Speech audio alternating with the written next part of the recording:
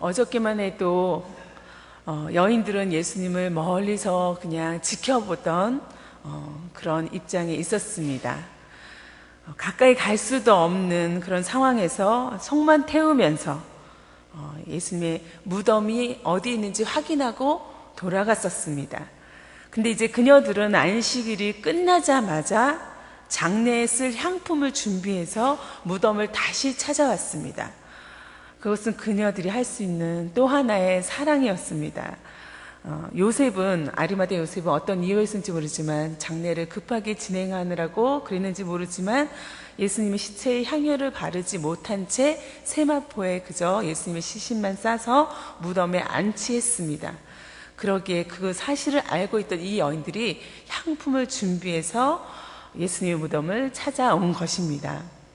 그런데 오늘 우리가 읽었듯이 그녀들은 너무도 놀라운 상황을 맞닥뜨렸습니다.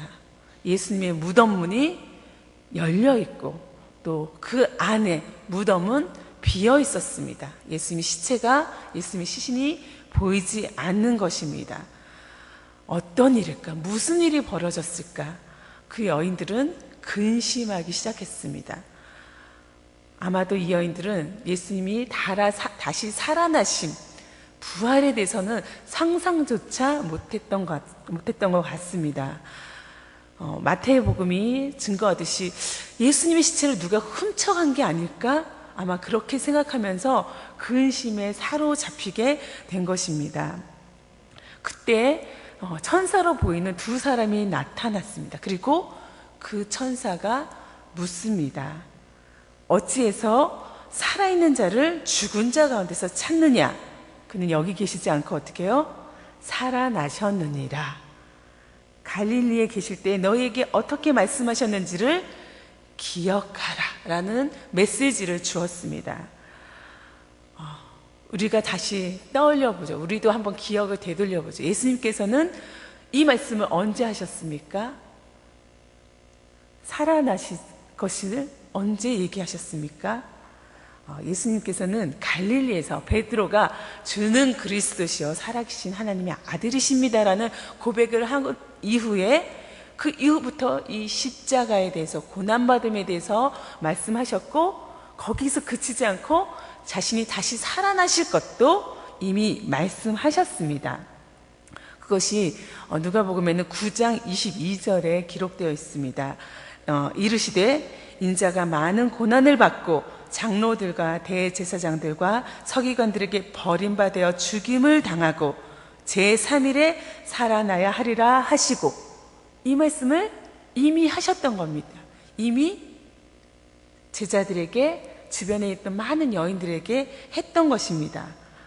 예수님은 자기 삶의 모든 계획을 태어나서 죽으심, 십자가에서 끝내지 않으셨던 것입니다. 왜냐하면 그것은 예수님의 사역이 거기서 끝나는 것이 아니기 때문입니다. 우리가 보통 사람의 일생을 생각할 때 묘비에도 그렇고 어떤 전기를 읽어봐도 그렇고 그 사람이 출생을 언제 했고 언제 죽었다, 그래서 그 일생은 이렇게 끝났다라고 씁니다. 그 이후를 기록하는 일은 없습니다. 그렇죠? 내가 태어났고 죽었다. 그런데 그렇기 때문에 우리 인생을 계획할 때도 내가 언제 태어났다면 죽을 것을 염두에 둡니다. 그리고 그거 안에서 계획을 세웁니다. 근데 물론 내가 언제 죽을지는 모르죠. 그렇지만 내가 살아있다면 언제까지 무슨 일을 어떻게 하고 어떤 일을 하면서 그렇게 살리라, 이렇게 계획을 세우죠. 그런데 예수님의 계획은 죽는 것에서 끝나지 않았던 것입니다. 죽음 이후 제3일에 부활하는 것까지 예수님을 계획하셨고, 그 계획 속에서 자기의 십자가의 일을 나는 이렇게 33살 이 젊은 나이에 죽는 거구나, 이것이 끝이구나 라고 여기지 않으시면서 그 이후까지 말씀하고 그 사역을 진행하셨던 것입니다. 바로 예수님의 이 죽으심은 또 다른 시작, 출발의 시발점이 된 것입니다.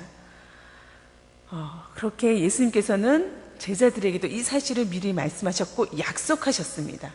요한복음에는 그렇게 말씀되어 있습니다. 세상에서는 너희가 환난을 당하나 담대하라. 내가 세상을 이기었노라. 자신이 승리하실 것에 대해서 말씀하셨고 약속을 주셨습니다.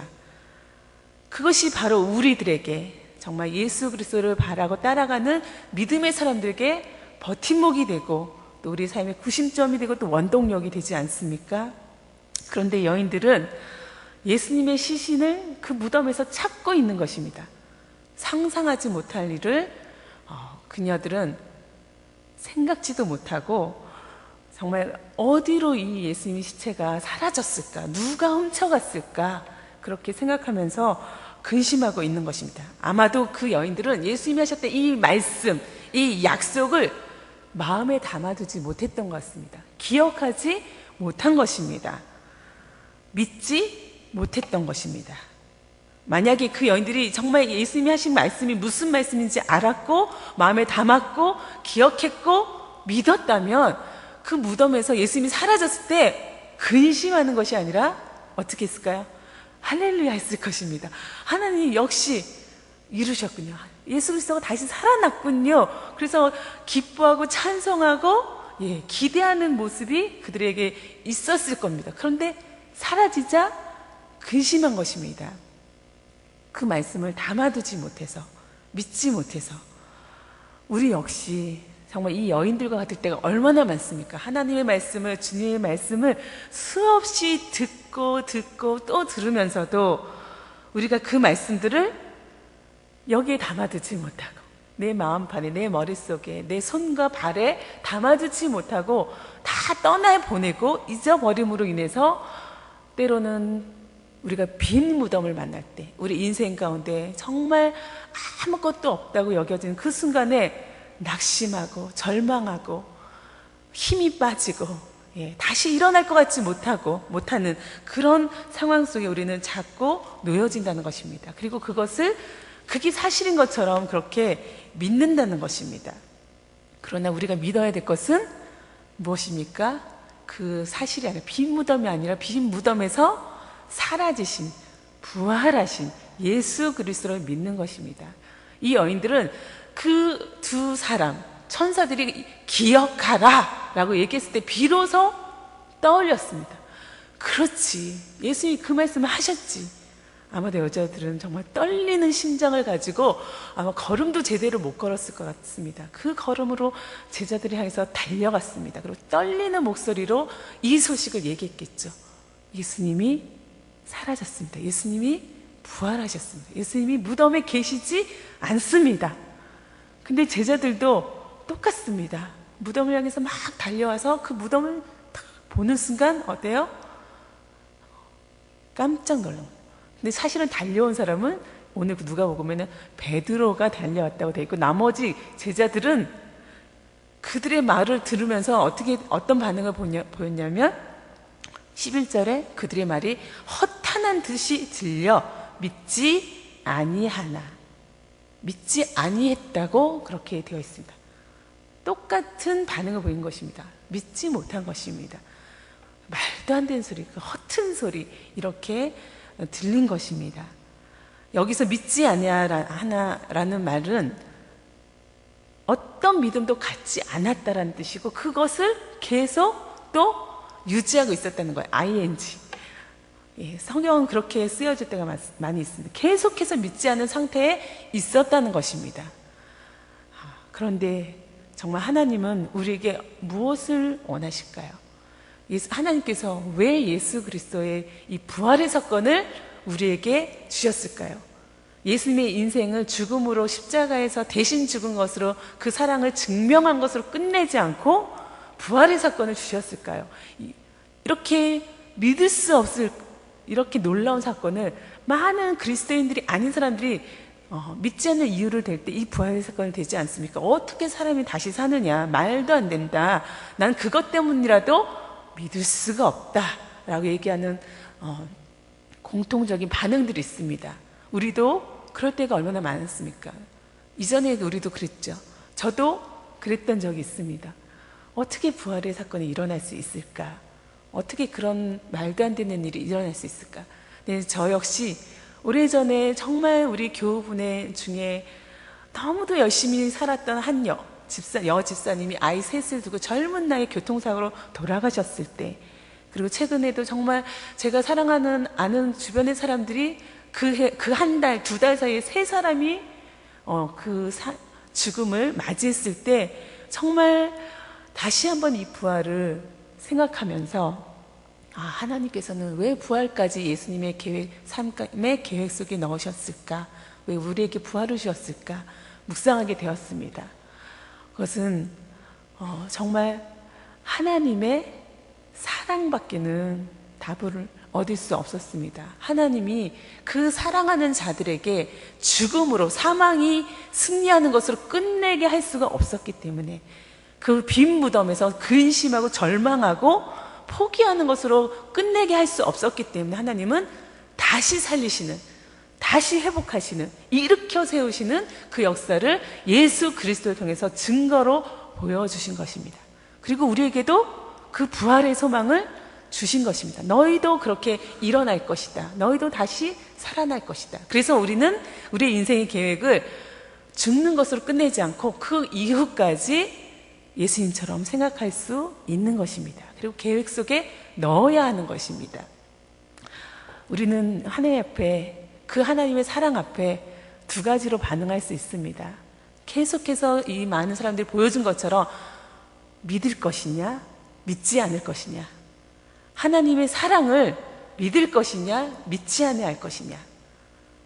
여러분은 믿을 것입니까? 믿지 않을 것입니까? 하나님 사랑을 우리는 믿습니다. 하나님이 우리를 다시 살리시고 일으켜 세우심을, 새로운 소망을 주심을 믿습니다.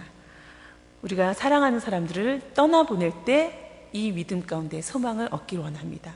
또 내가 사랑하는 사람들을 놓고 떠나야 할 때, 죽음을 맞이할 때 이 소망 때문에, 이 사랑 때문에 빈 무덤에서 그치지 않고 우리가 소망 가운데 하나님 나라를 바라기를 원합니다. 그리고 무엇보다도 오늘 우리의 삶 가운데 정말 순간순간 만나는 빈 무덤 같은 절망의 순간이 나를 찾아오고, 우리 가족을 찾아오고, 우리 교회를 찾아오고, 또 우리 이웃을 찾아올 때 다시 일으켜 세우기를 원합니다. 주님의 이 믿음으로, 주님이 주신 이 사랑으로, 그 가운데 오늘도 이 믿음 붙들고 승리하시는 여러분, 또 제가 되기를 간절히 소원합니다. 함께 기도하겠습니다. 아버지 하나님, 감사합니다. 주님께서 우리를 위해서 십자가에서 온전히 그 모든 것을 다 내어놓고 죽으셨지만 다시 살아남을 통해서, 부활의 사건을 통해서 정말 주님의 그 사랑을 기억하게 하시고 소망을 갖게 하시고 또 새 힘을 주시니 얼마나 감사하고 좋은지, 하나님 이 부활의 소망을 오늘도 붙들고 살게 하여 주시옵소서. 다시 일어날 수 있게 하여 주시옵소서. 근심거리가 아닌 소망, 또 기대, 또 우리가 감격하는 그 빈무덤이 될 수 있도록, 오늘의 빈무덤으로부터 다시 일어날 수 있도록 힘을 주시옵소서. 주님께서 우리를 늘 붙들어 주시고 사랑하시고 지켜주시고 보호하심을 믿고 감사하며 예수님의 이름으로 기도합니다. 아멘.